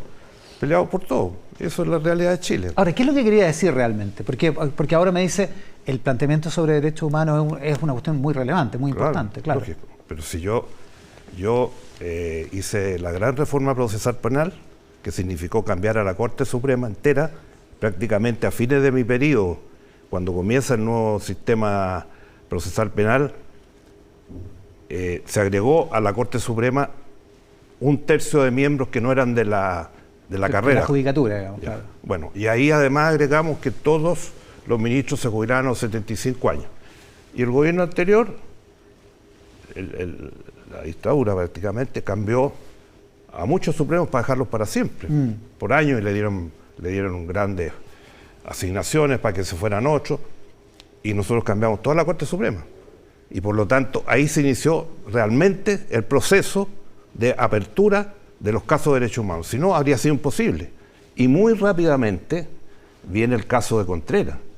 Yo llevaba poco más de un año. En mayo del 95, la Corte Suprema condena a Contreras, a Espinosa, bueno, Fernández Lalo no, porque se había ido a Estados Unidos, y ¿a dónde se fueron?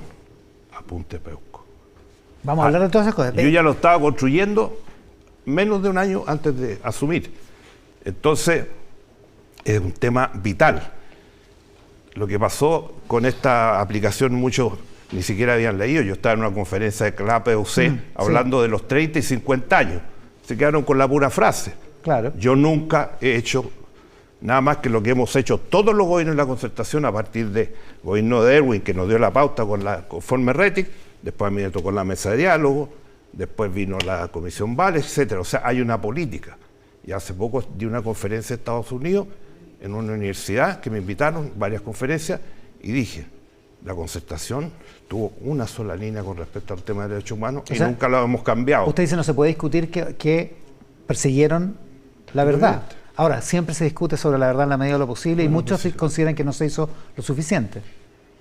Yo creo que hemos hecho mucho más que han hecho muchas dictaduras, prácticamente todas. Dígame usted, ¿en qué dictadura de América Latina el director de la policía secreta, ¿no es cierto?, los grandes violadores de derechos humanos, han estado presos? El único ejemplo es Argentina, probablemente, ¿no? Sí, pero ¿duró cuánto? Los amnistiaron después. Es verdad. Y no solo en Chile, en el mundo. ¿Cuántos cientos de personas han pasado por Punta Peuco? ¿Qué caso importante de derechos humanos de esa época no ha sido y ha estado en la justicia? Y cuando la justicia dice, los condena, ¿qué pasó? Espinosa entró al tiro. Pero después hubo mucho tiempo, bastante tiempo. Y resulta que al final dijimos, esta ley se tiene que cumplir. Es la decisión de la Corte Suprema y se va a cumplir. Y se cumplió. Y Contreras terminó quedando preso. Digamos. Claro, ahora, hicieron un picnic en Punta Peuco. Hicieron una reunión de todos los generales. Y así uno de eran las hecho cosas en dijo, esa época. tenemos que construir, en vez de construir cárceles, debíamos construir monumentos.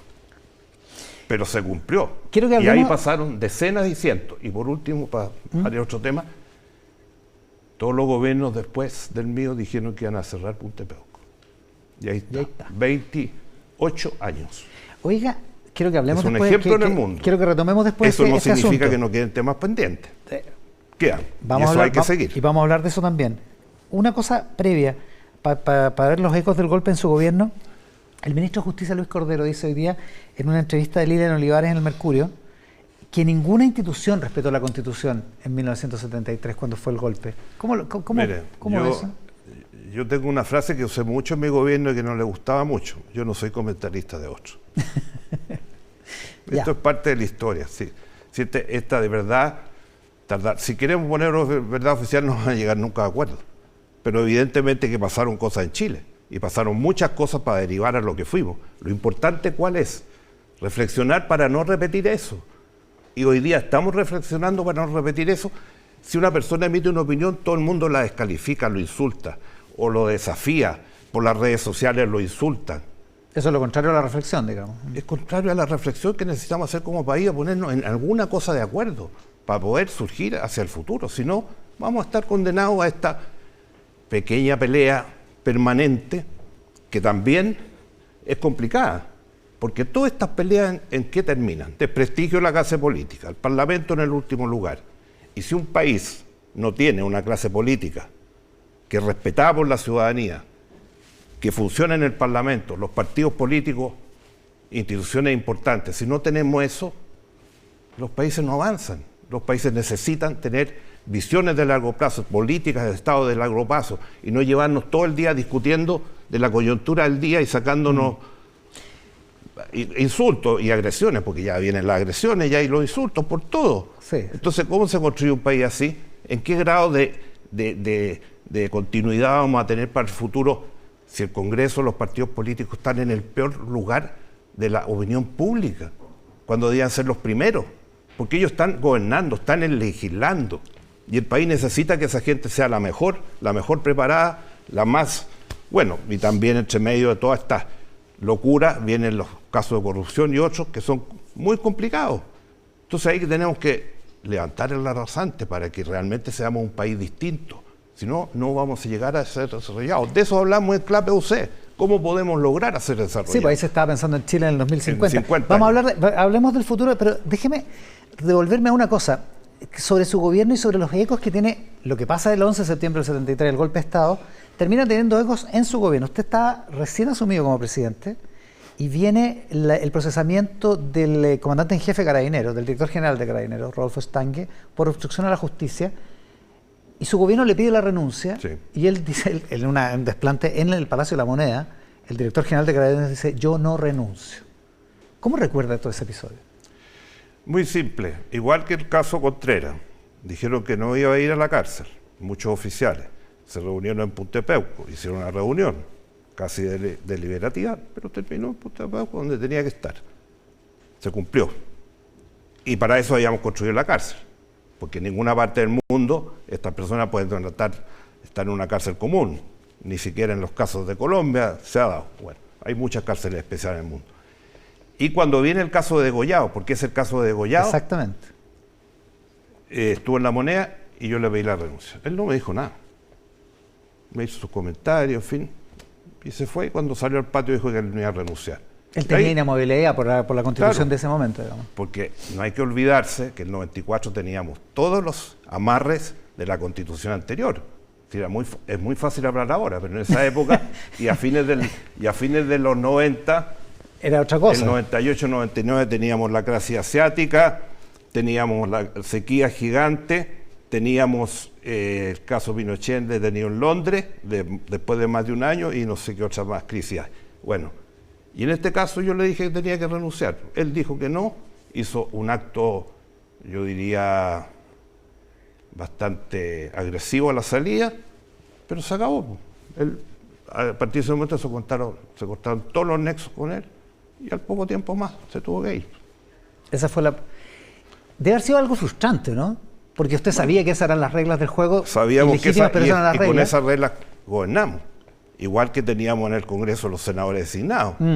Y resulta que en 98 me toca a mí designar a los... Se acabó la discusión, pues ya se acabaron. Nunca más de senadores designados, porque cada presidente que llegara lo iba a nombrar de nuevo. Ahí vinieron las cosas distintas. Hablemos un poco del caso Contreras. ¿Cuánta tensión hubo ahí? Mucha. Porque evidentemente desde que entran los primeros y entra Espinosa, que fue más o menos mayo del 2000, o sea, 2 o 3 meses de haber llegado, digamos, la sentencia.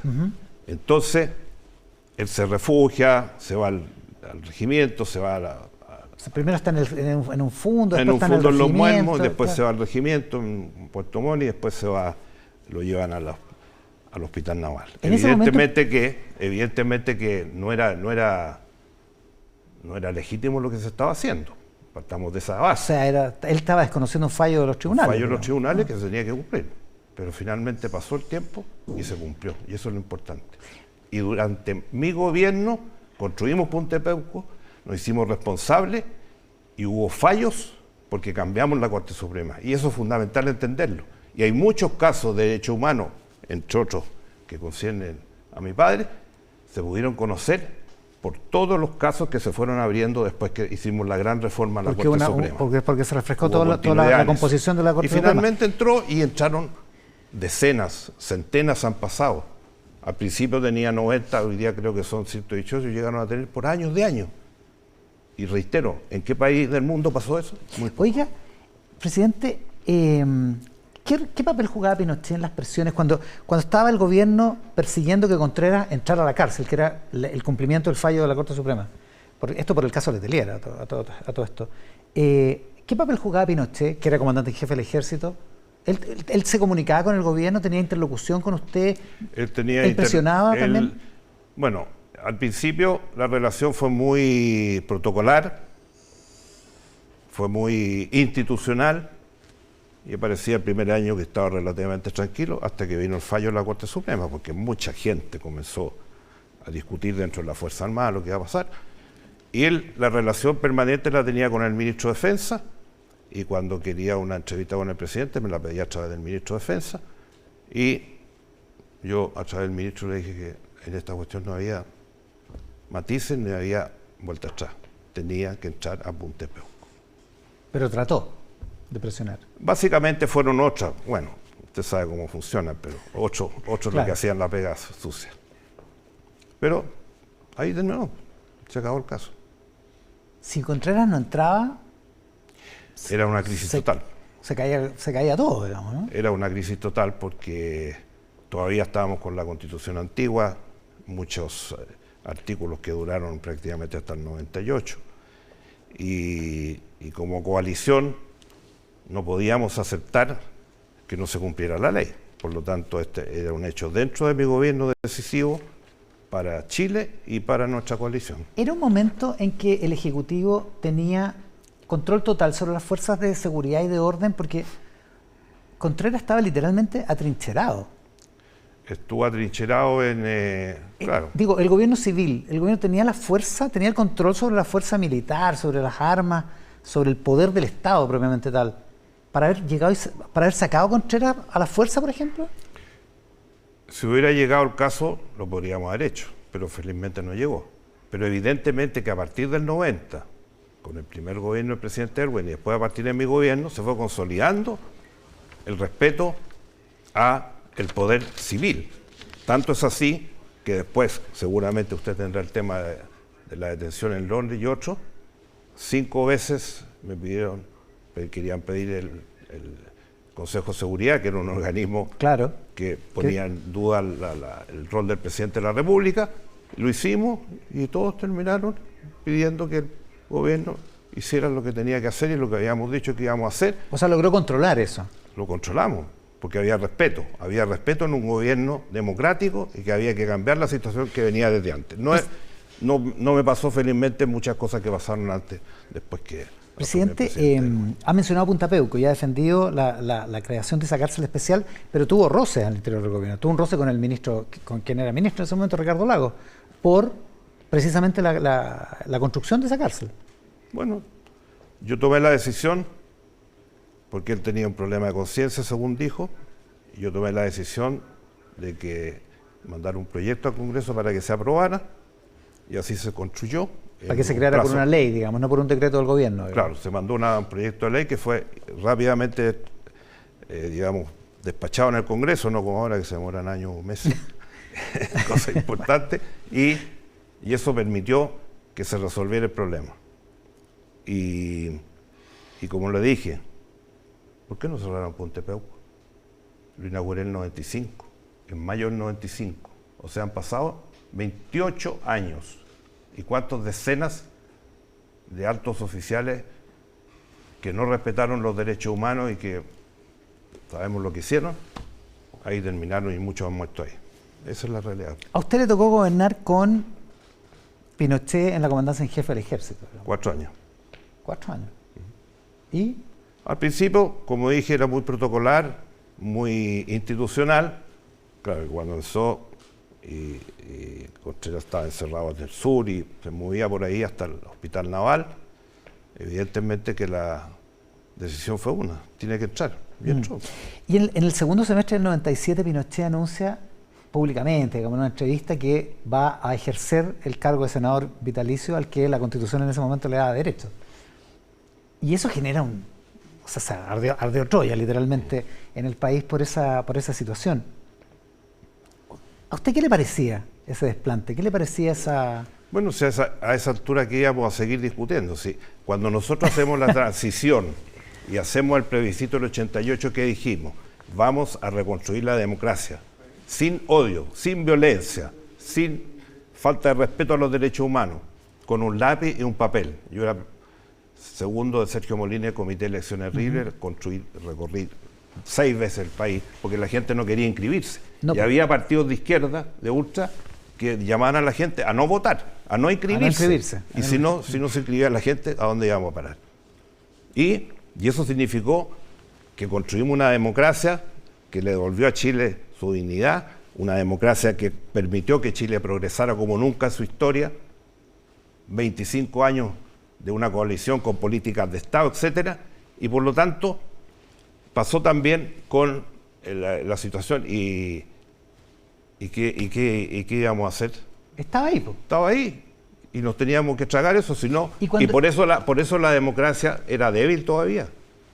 Se empieza a consolidar fuertemente después del 98, porque ahí se terminaron todos los amarres de la Constitución y con el retiro de Pinochet. Entonces, se va Pinochet de la comandancia en jefe y él dice que se va al Senado. Bueno, se va inmediatamente al Senado. Y me imagino que usted, así en el foro interno, le debe haber molestado, digamos, el desplante de Pinochet, ¿no? Bueno, me molestó, pero si esas son las condiciones no tenía nada que hacer, ya. Yo tenía senadores designados. ¿Qué hacíamos? El 98, cuando llegó mi turno, los cambié a todos. Y así íbamos avanzando.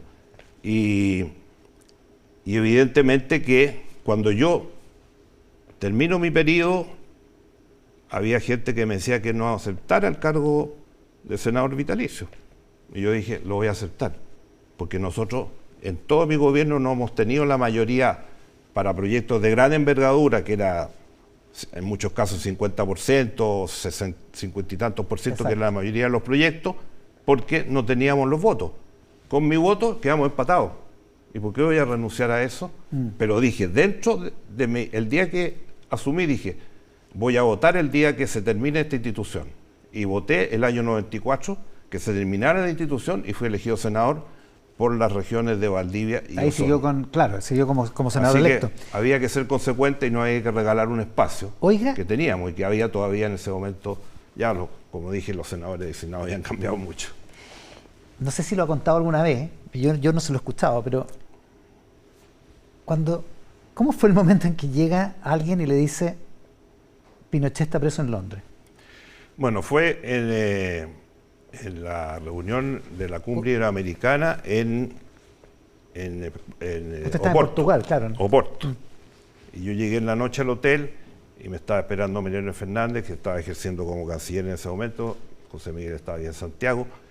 Y llegamos de la comida donde se celebró el Oporto, en fin, con los trajes del Oporto.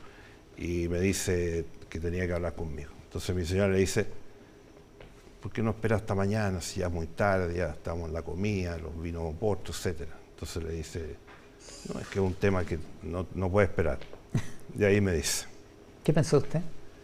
Yo pensé que se abría una situación compleja, que podía durar mucho tiempo, pero inmediatamente me contacté con Santiago, Carlos Figueroa de vicepresidente, se había reunido ya todo el comité político por la hora, allá eran las 11:30 de la noche, aquí eran ya las 5 de la mañana, y ahí empezamos a intercambiar opiniones, ya me tenían algunos documentos que me empezaron a mandar, y esa misma noche se tomó una decisión, que no cambiamos nunca, no la cambiamos nunca durante los, diría, casi 15 meses que estuvo fuera de Chile. ¿Cuál era esa decisión? Porque hay muchos que dicen que usted defendió a Pinochet. Yo no defendí a Pinochet, yo defendí a la soberanía de Chile.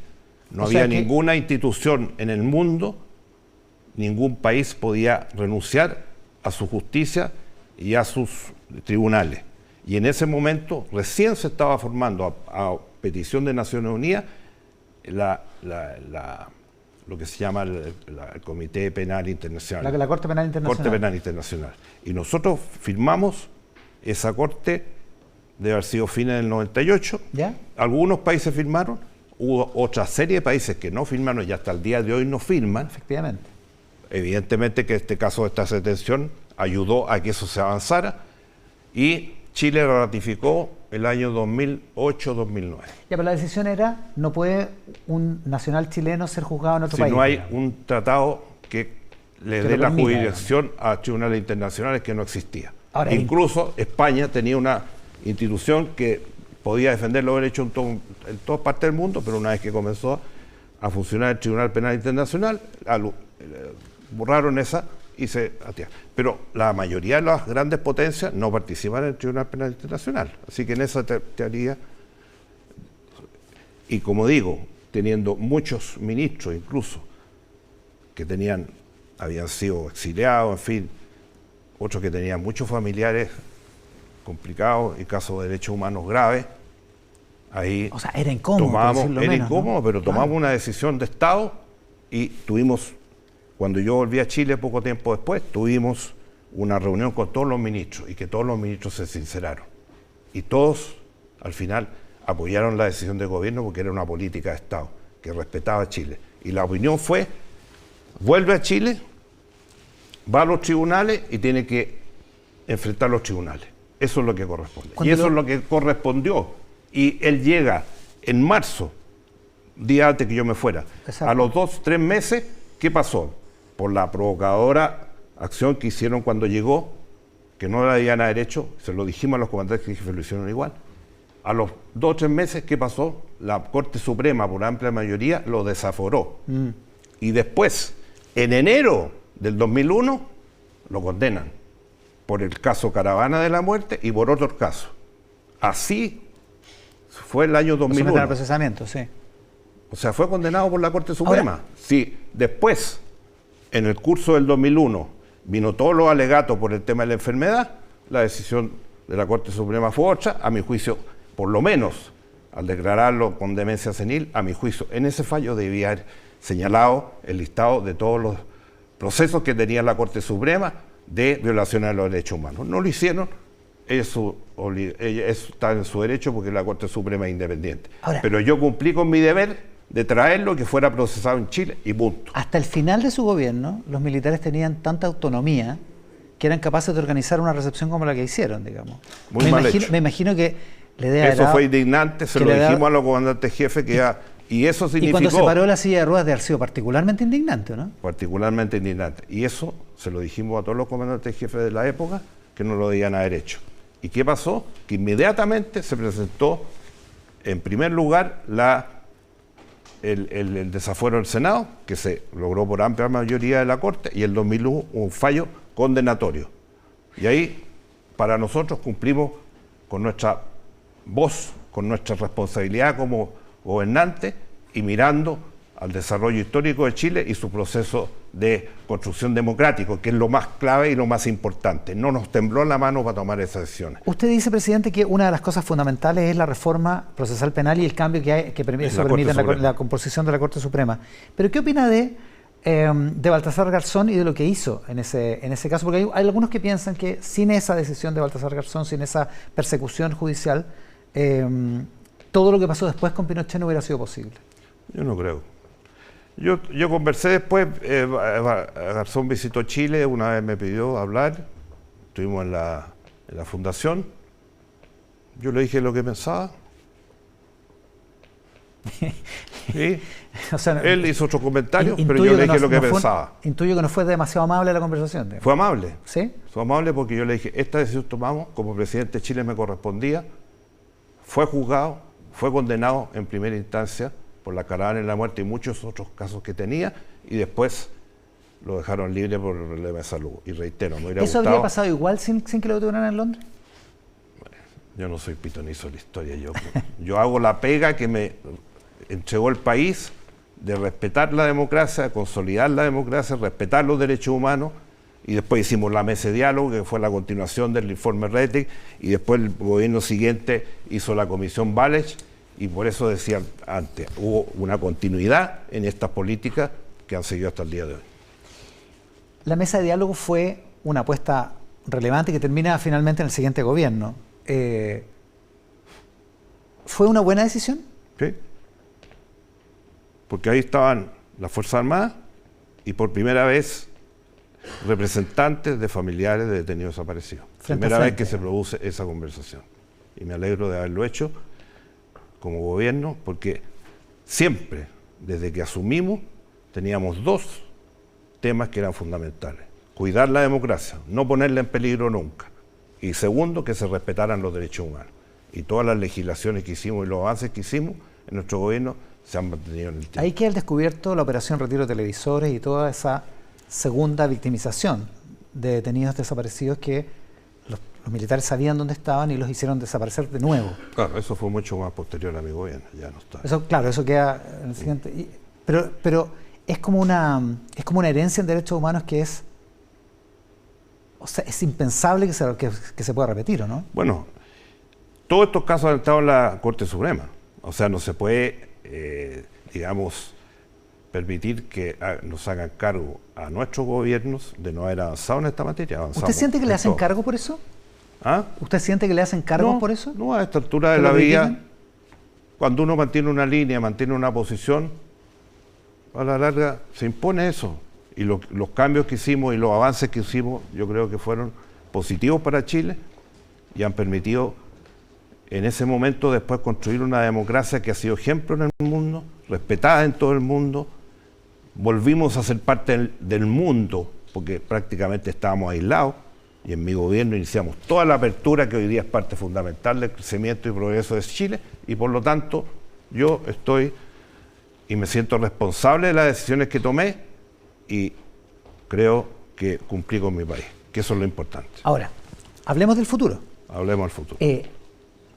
¿Qué lecciones hay que sacar de lo que pasó hace 50 años mirando en el futuro? Eso es lo que hicimos en CRAP el otro día. Yo por lo menos me dediqué 100% a mirar el Chile del 30 y el 50 y pensar cuáles son los cuellos de botella que nos impiden lograr el desarrollo.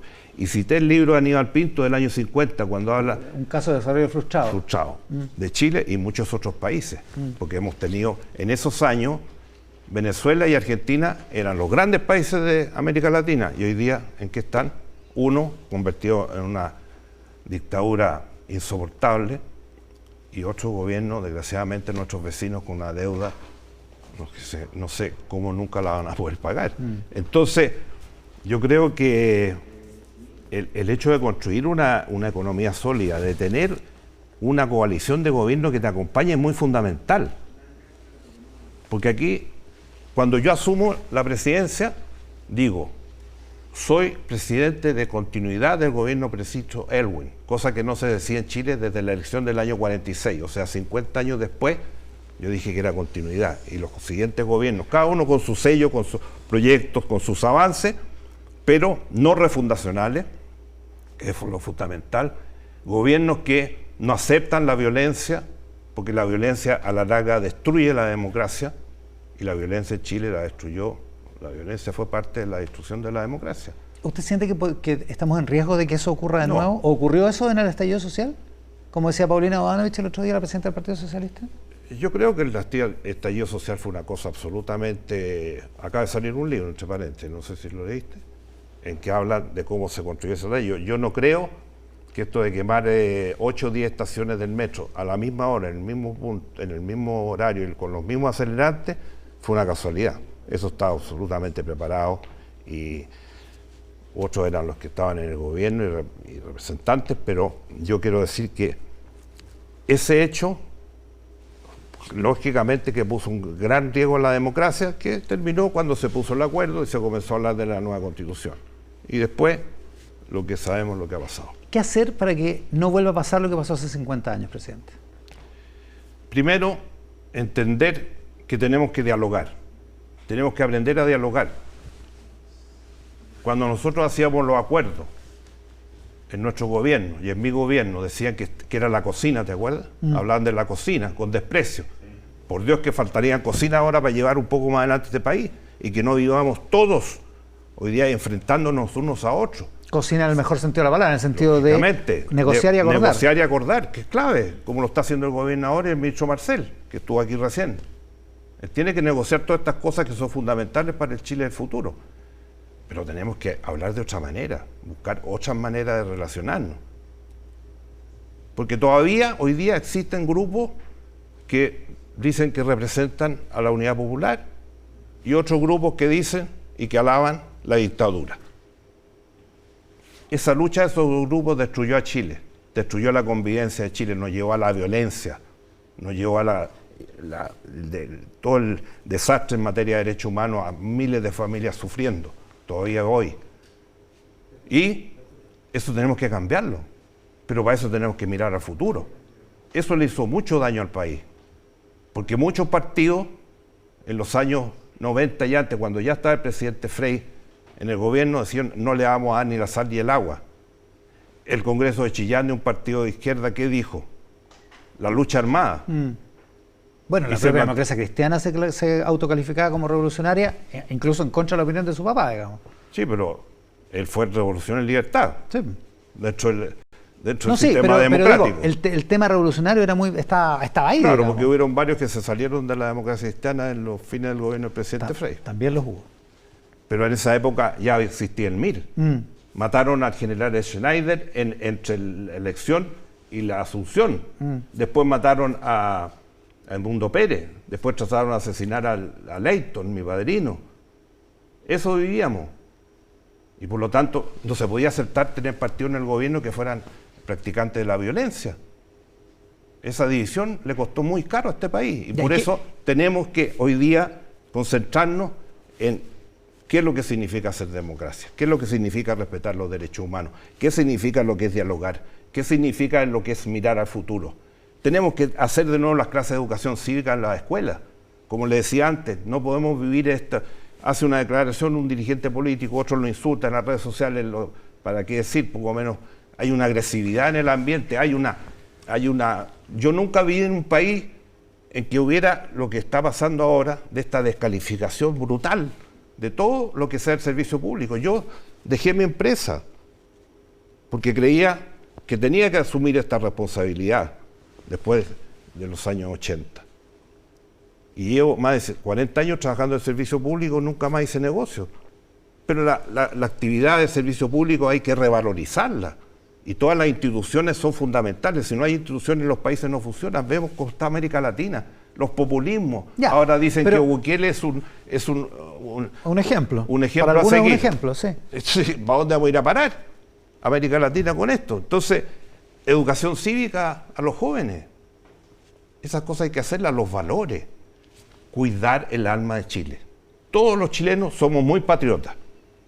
Muy patriotas. A veces no, algunos en el extranjero dicen somos un poquito patrioteros. Pero puede ser. Puede ser. Ese amor... Más que amor, querer al país. ¿Qué significa? Trabajar por los grandes valores que hemos construido la patria. No repetir los errores del pasado, mirar hacia el futuro. Preocuparnos de que la política sea para resolver los problemas de la gente. Cuando uno está en el servicio público, ¿para qué está? Para resolver los problemas concretos de la gente y no para llevar discutiendo. Que un señor hizo una declaración y pasamos una semana discutiendo bien, pero todo eso, aprender a dialogar, no se hace por decreto. ¿Cómo se hace para aprender a dialogar? Eso es responsabilidad de la clase política y de todas las instituciones. Que den el ejemplo, digamos. Evidente. Usted ha visto en la prensa de estos últimos días la discusión que hay. El sistema de auditoría interna de gobierno fue una obra de mi gobierno. Y se ha mantenido hasta el día de hoy a través de decretos. Sí, el ministro Marcel decía ahora que hay que ponerlo. Que hay que ponerle institucionalidad, digamos. Si hubieran aceptado en su momento, cuando lo hicimos todo por decreto, teníamos auditores en los ministerios, en subsecretaría, en todas las regiones teníamos auditores y era prevención. Tuvimos una comisión de ética al inicio de un gobierno integrada por todos los poderes del Estado. Propuso 41 medidas. La única que rechazó el Congreso, ¿cuál fue? El financiamiento público de los partidos. Y después del 2000, por Dios que pasamos momentos difíciles por eso. No voy a decir la fecha, pero todos los conocemos. Eso es modernizar el país y construir instituciones y políticas de Estado que benefician al país, que son capaces de anteponerse o anticiparse a los problemas que tenemos, y eso fue la auditoría, por ejemplo, y los casos de la otra reforma que digo que el único tema es que se rechazó el financiamiento público de los partidos, felizmente después eso ha avanzado, pero eso es lo que necesitamos hacer todos, y tener una mirada país. Presidente, trabajar para eso y no llevarnos, porque aquí aparecemos como que si fuéramos enemigos. No somos adversarios políticos, somos enemigos políticos. Yo no es el país que viví, no es el país que viví con mi padre, no es el país que viví en mi presidencia. Nos llevábamos de otra manera. ¿Por qué tenemos que aceptarlo eso? ¿Nos Presidente, lleva a alguna parte eso? A ninguna parte. ¿Y por qué no recuperamos lo que hicimos durante 30 años? Se puede reformar, se puede cambiar, se puede decir otras cosas, porque los tiempos van cambiando. No vamos a hacer lo mismo que partimos hace 30 años haciéndolo. Obvio. La realidad del mundo son otras. Hoy día tenemos que hablar de tecnología, de inteligencia artificial, de todos los grandes temas. Tenemos que darle beca a los jóvenes chilenos que vayan a universidades, no solamente a estudiar economía y ciencias políticas, sino que las grandes tendencias tecnológicas del mundo que se están desarrollando, y ver en los mercados, y estar en todos los mercados, porque somos un país pequeñito, 20 millones. En Asia hay 50 ciudades de más de 20 millones. Claro. Y yo me daba risa cuando yo negociaba con China, en el Congreso me decían, presidente, haga una lista de todas las condiciones que usted pone, y si el presidente chino no le acepta nada, no firme el tratado. Claro, es fácil decirlo, pero por favor. Claro, es más o menos complicado negociar con esa simetría. Oiga, estamos terminando, presidente. ¿Qué mensaje, tomando en consideración la fecha en la que estamos, 50 años del golpe de Estado, mirando hacia el futuro, qué mensaje le da a los chilenos? Usemos ese día como un día de reflexión, para nunca más cometer los errores que cometimos como país antes de ese día y después de ese día. Y que seamos hermanos, que cuidemos el alma de Chile. Para eso estamos trabajando. Toda mi vida, siguiendo el ejemplo de mi padre, he hecho lo mismo. Tener muy en alto la función pública y no descalificarla, y cuidarla, en todo sentido. Y eso tiene que ver con el tema de corrupción, tiene que ver con el tema de la manera, el lenguaje que usamos, cómo nos tratan en las redes sociales, cualquier opinión que damos. Por lo tanto, un día de reflexión para que nunca más pase en Chile lo que pasó con los derechos humanos, para que la democracia se consolide y avancemos y tengamos a todos los chilenos participando de los bienes, de los servicios y de todas las facilidades que nos da el mundo moderno. Bajar la pobreza, como lo hicimos en nuestro gobierno, bajamos la pobreza a índices que nunca habíamos conocido, etc. Eso es lo que hay que hacer, y seguir reflexionando entre nosotros. Cuidémonos entre nosotros. Me iba a regalar un libro. Le voy a regalar un libro. ¿Y sabe por qué se lo traje? ¿Por qué? A lo mejor usted lo leyó. Ah, sí. Chile Preste para acá. y su alma, del cardenal Silva. Esto reúne dos documentos. Uno que hizo el cardenal en el año 74, en una homilía en la catedral, con la junta militar ahí frente, de la plena dictadura. Y después, una vez lo hizo el año 86, cuando ya era obispo emérito, ante 1.200 personas, en que nos habla cómo se cuida el alma de Chile. Por Dios, que sería positivo que los chilenos leyeran este libro de un gran hombre, que me inspiró mucho y que me ayudó a la definición de dedicarme al servicio público 100%. Por eso se lo regalo, si lo ha leído ya, se lo regala a un amigo, pero que cuidemos el alma de Chile, por Dios que nos hace falta en este momento. Los textos del cardenal Raúl Silva Enríquez como inspiración para este mensaje de hoy, a 50 años del golpe, en el inicio de estas conversaciones con la historia aquí en Mesa Central. Presidente, le agradezco muchísimo a la gentileza de haber venido hasta aquí. Gracias por esta oportunidad de ser el primero. Conversaciones con la historia va a seguir en la próxima semana con el expresidente Ricardo Lagos Escobar, y así sucesivamente hasta culminar con el actual presidente Gabriel Boric este ciclo de 5 domingos aquí en Mesa Central por la pantalla del 13, en simultáneo con Tele 13 Radio y todas nuestras plataformas. Que tengan un estupendo resto de domingo, sigan con Tele 13 Tarde. Muchas gracias por estar ahí.